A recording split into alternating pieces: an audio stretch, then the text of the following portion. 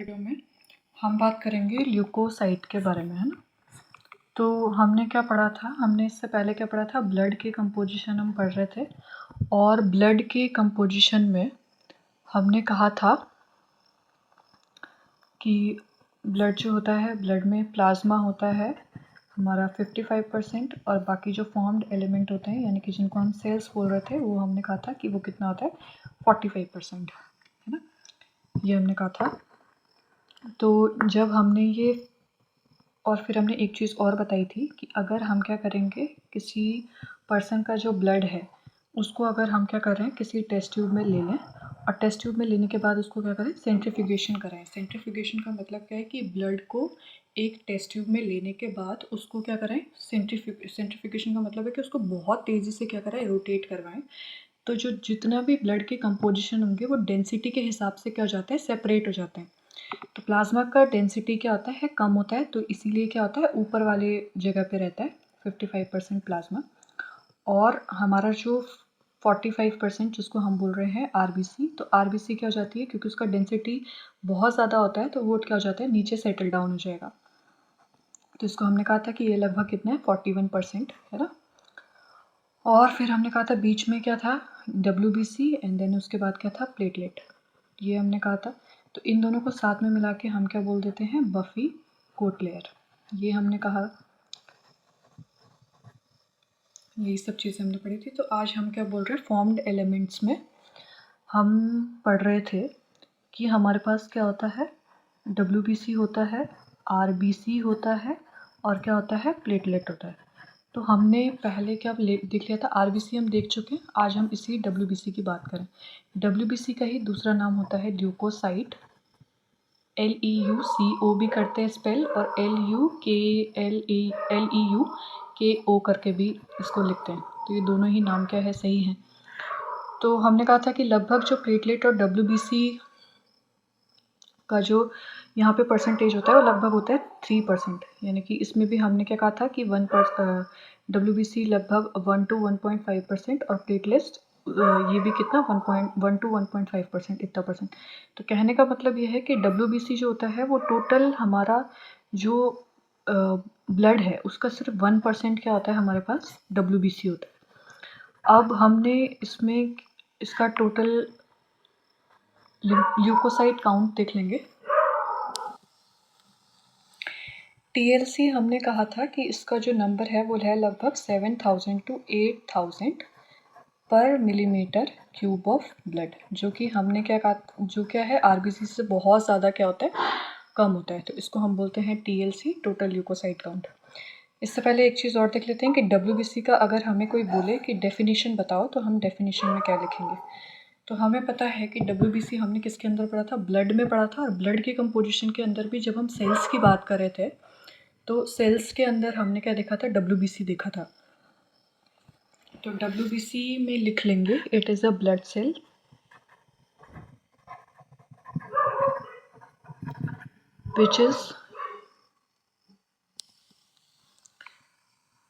which is a part of immune system, जो कि किसका पार्ट है, इम्यून सिस्टम का पार्ट है, दैट डिफेंड फॉरेन इन्वेडर। इस लाइन का मतलब समझ लेंगे।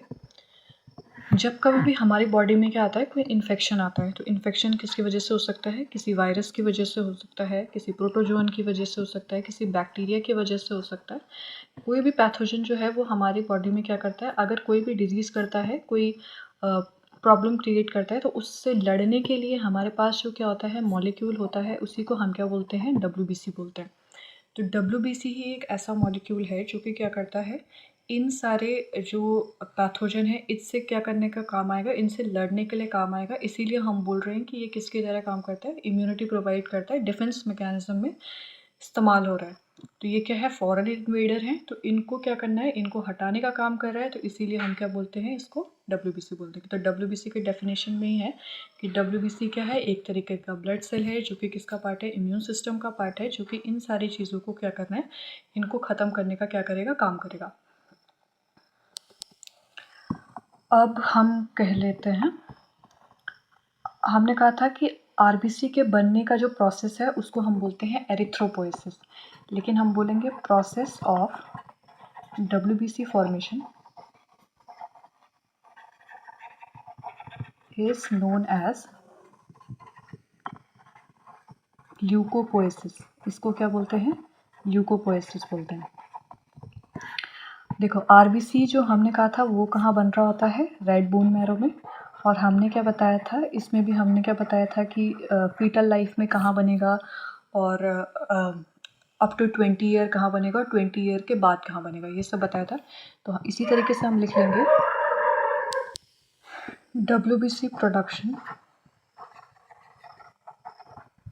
takes place in bone marrow,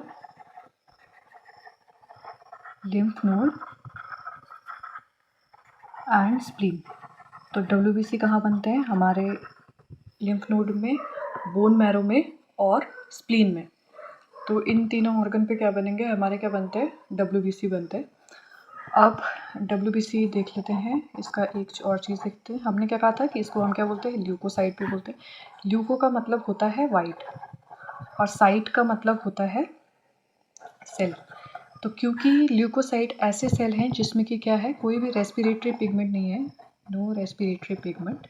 जैसे हमने कहा था कि आरबीसी के केस में क्या है, हीमोग्लोबिन होता है, तो वही उसको क्या प्रोवाइड करता है? रेड कलर प्रोवाइड करता है। तो कोई रेस्पिरेटरी पिगमेंट नहीं है, तो रेस्पिरेटरी पिगमेंट नहीं है तो किस तरीके का है? कलरलेस है। और बहुत सारा क्या होता है, बहुत सारे मतलब नंबर में होगा, क्लस्टर के फॉर्म में होगा, तो कैसा अपीयरेंस देता है? वाइट कलर का अपीयरेंस देता है।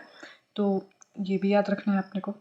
फिर हमने साइज़ की बात की थी, तो हमने आरबीसी का जो साइज़ बोला था, हमने कहा था कि 7 to 8 माइक्रोन के करीबन हमने उसका डायमीटर देखा था। तो यहाँ जो साइज़ होता है वो होता है लगभग 8 माइक्रोन से 20 माइक्रोन, यानी कि जो हमारा WBC है, WBC क्या है? WBC लार्ज है, WBC is larger than RBC। RBC से बड़ा होता है हमारा कौन? WBC। और इसमें रेस्पिरेटरी पिगमेंट भी नहीं है। दूसरा हमने क्या कहा कि देख लेते हैं शेप हमने कहा था, आरबीसी का शेप हमने कहा था कि बाइकॉनकेव होता है। यहाँ पे जो शेप होता है वो कैसा होता है? इरेगुलर शेप होता है। और क्या होता है? न्यूक्लिएटेड होता है। हमारा जो WBC है वो कैसा स्ट्रक्चर है? न्यूक्लिएटेड है। न्यूक्लिएटेड यानी कि उसमें न्यूक्लियस प्रेजेंट होता है। जबकि हमने क्या बताया था जब हम आरबीसी की बात कर रहे थे, तो उस मैच्योर आरबीसी में क्या नहीं था? न्यूक्लियस नहीं था। फिर हम बात कर देते हैं लाइफ स्पैन की। हमने जब लाइफ स्पैन देखा था, लाइफ स्पैन आरबीसी के केस में हमने कहा था 120 डेज। यहाँ पे जो WBC का लाइफ स्पैन है दैट इज़ 12 to 20 डेज, जो कि क्या है, बहुत ज़्यादा क्या है, कम है एज़ कम्पेयर टू आरबीसी का life span. After that they get destroyed in lymphatic system. इसके बाद एक किस में डिस्ट्रॉय हो जाते हैं? लिम्फेटिक सिस्टम में क्या हो जाएंगे? डिस्ट्रॉय हो जाएंगे। तो एक पॉइंट ये भी हमें याद रखना है। फिर हमने कहा था कि अगर हम TLC यानी कि अगर क्या हो जाए, टोटल ल्यूकोसाइट काउंट जो हो जाए वो इंक्रीज़ हो जाए कितने से ज़्यादा, अगर हम बोलें कि 11,000 पर मिलीमीटर क्यूब ऑफ ब्लड से क्या हो रहा है, हमारा ये WBC का नंबर इंक्रीज़ हो जाए, तो उस केस उसको हम बोलते हैं ल्यूकोसाइटोसिस। उस कंडीशन को हम बोलेंगे ल्यूकोसाइटोसिस। ड्यूरिंग इन्फेक्शन, कोई इन्फेक्शन है या कोई अपेंडिसाइटिस है, कुछ किसी भी तरीके का इन्फेक्शन है, तो इन्फेक्शन के टाइम पे ये क्या हो जाता है? TLC जो टोटल ल्यूकोसाइट काउंट होता है वो क्या हो जाता है? इंक्रीज़ हो जाता है। सेम चीज़ कि अगर क्या हो जाए, TLC जो होता है वो क्या हो जाए? डिक्रीज़ हो जाए। कितने से कम हो जाए? लेस देन 4,000 पर मिलीमीटर क्यूब ऑफ ब्लड। अगर इससे कम देखने को मिल जाए तो इसको हम बोलते हैं ल्यूकोपेनिया। क्या बोलते हैं? ल्यूकोपेनिया या ल्यूकोसाइटोपेनिया। पेनिया का मतलब होता है कि किसकी बात करें, डिक्रीज है कोई चीज़, उसको बोल देते हैं पेनिया। तो ये हमें कब देखने को मिलता है? एड्स के केस में देखने को मिलता है। एक हम पढ़ते हैं ल्यूकेमिया। ल्यूकेमिया जिसी को हम क्या बोल देते हैं? ब्लड कैंसर बोल देते हैं। तो इसमें क्या होता है कि ल्यूकेमिया के केस में ज़्यादातर क्या होगा कि जो एबनॉर्मल इंक्रीज़ हो जाता है, there is abnormal increase in TLC। TLC में क्या हो जाता है, बहुत ज़्यादा इंक्रीज़ हो जाता है, वो भी कितना, मोर देन 10 लाख। इससे 10 लाख 3 इतना ज़्यादा क्या हो जाएगा हमारा WBC का काउंट अगर इंक्रीज़ हो जाएगा, इतना इंक्रीज़ हो जाता है कि ये क्या करते हैं, अपने ही सेल्स को क्या करना चालू कर देते हैं, डिस्ट्रॉय करना चालू कर देते हैं। तो उसी कंडीशन को हम क्या बोलते हैं, ल्यूकेमिया। उसके बाद हम बात कर लेते हैं WBC के क्लासिफिकेशन की। तो अगर हम WBC का क्लासिफिकेशन बोल रहे हैं तो WBC के क्लासिफिकेशन में हमने कहा था कि WBC में क्या होता है, न्यूक्लियस प्रेजेंट होता है और साथ में क्या है, हमें पता है कि अब क्या होगा, साइटोप्लाज्म होगा। तो अलग अलग तरीके के सेल्स में जो साइटोप्लाज्म होता है वो अलग तरीके का देखने को मिलता है। एक टाइप के सेल्स होते हैं जिनमें कि क्या होते हैं, साइटोप्लाज्म में क्या होते हैं, ग्रैन्यूल्स प्रेजेंट होते हैं, और कुछ में क्या होंगे, सिर्फ न्यूक्लियस प्रेजेंट होता है। उनका जो साइटोप्लाज्म है क्या हुआ है, क्लियर साइटोप्लाज्म है, इसमें किसी भी तरीके का कोई भी ग्रेन्यूल नहीं है। तो अगर क्या है, ग्रेन्यूल प्रेजेंट है तो इसको हम बोलते हैं ग्रैनुलोसाइट, ग्रैनुलोसाइट।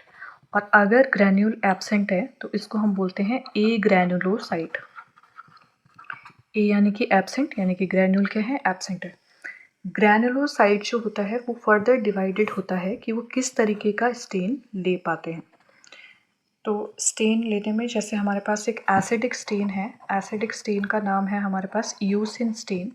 तो जो सारे जिस टाइप के WBC क्या ले पाए, एसिडिक स्टेन को ले पाते हैं, और तो उसको हम बोल देते हैं एसिडोफिल्स, या इन्हीं को हम बोल देते हैं ईओसिनोफिल्स, ये हम बोल देंगे। फिर हमारे पास दूसरे तरीके का डाई है बेसिक डाई, और बेसिक डाई में हम यूज़ करते हैं मिथाइलिन ब्लू। तो जो WBC क्या होगा, इस मिथाइलिन ब्लू से क्या हो जाता है, स्टेन हो जाते हैं, तो उसको हम बोल देते हैं बेसोफिल, है ना, क्योंकि उसमें ग्रैन्यूल है तो ग्रैन्यूल ने क्या कर लिया, ये वाला स्टेन ले लिया। तो जिन्होंने एसिडिक स्टेन लिया उनको कहेंगे एसिडोफिल्स, और जिन्होंने बेसिक स्टेन लिया उनको बोलेंगे बेसोफिल्स। जिन्होंने दोनों स्टेन ले लिए, जिन्होंने एसिडिक स्टेन को भी ले लिया और जिन्होंने बेसिक स्टेन को भी क्या कर लिया, अपने अंदर ले लिया, तो इनको हम बोलते हैं न्यूट्रोफिल, इनको बोलते हैं न्यूट्रोफिल। फिर हमने कहा था ए ग्रैनुलोसाइट। ए ग्रैनुलोसाइट जो होते हैं वो डिवाइड होते हैं दो पार्ट्स में। इनका जो साइटोप्लाज्म होता है, इट हैज़ क्लियर साइटोप्लाज्म। इनका जो साइटोप्लाज्म होगा वो कैसा होता है, क्लियर साइटोप्लाज्म होता है, क्योंकि इसमें किसी भी तरीके का कोई भी ग्रैन्यूल नहीं है। तो यहाँ हमारे पास होता है लिम्फोसाइट और मोनोसाइट। जो लिम्फोसाइट जो है हमारे पास है, दो तरीके के होते हैं, एक है बी लिम्फोसाइट और है हमारे पास है टी लिम्फोसाइट, है ना। तो जो WBC बोन मैरो में मैच्योर होंगे उनको बोलेंगे बी लिम्फोसाइट, और जो थाइमस में क्या होंगे, मैच्योर होंगे, उनको बोलेंगे टी लिम्फोसाइट। तो ये हमें याद रखना है, ये टेबल। क्वेश्चन जो होता है वो इनके जो परसेंटेज है उस पर पूछा जाता है। तो इसके लिए हम एक निमोनिक याद रखेंगे, नेवर लेट मोमा ईट बीन्स। ये है न्यूट्रोफिल, ये है lymphocyte, monocyte, eosinophil and basophil. यानी कि इनका परसेंटेज भी इसी हिसाब से है कि सबसे ज़्यादा जो हमें ब्लड में देखने को मिलेगा न्यूट्रोफिल का नंबर, फिर लिम्फोसाइट का नंबर, फिर मोनोसाइट का नंबर, फिर ईओसिनोफिल का नंबर, और सबसे कम कौन दिखते हैं, बेसोफिल्स देखने को मिलते हैं। तो न्यूट्रोफिल्स जो है वो लगभग देखने को मिलेंगे 60 to 65%। फिर हमें लिम्फोसाइट देखने को मिलेंगे 20 to 25%, मोनोसाइट देखने को मिलेंगे 6 to 8%, और ईओसिनोफिल देखने को मिलेंगे 2 to 3%, और बेसोफिल जो होते हैं बहुत कम होते हैं, 0.5 to 1% देखने को मिलेंगे।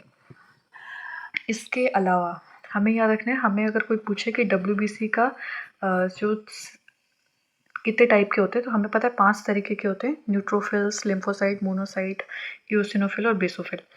तो इनके जो न्यूक्लियस होते हैं वो क्या होते हैं, अलग अलग टाइप के होते हैं, है ना। तो इन पे न्यूक्लियस, किसी पे क्या होता है, बाइलोब न्यूक्लियस होता है, किसी पे क्या होता है 3 या 5 लोब वाला क्या होता है, न्यूक्लियस होता है, और वो किस तरीके का स्ट्रक्चर बनाते हैं, एस शेप्ड स्ट्रक्चर बनाते हैं।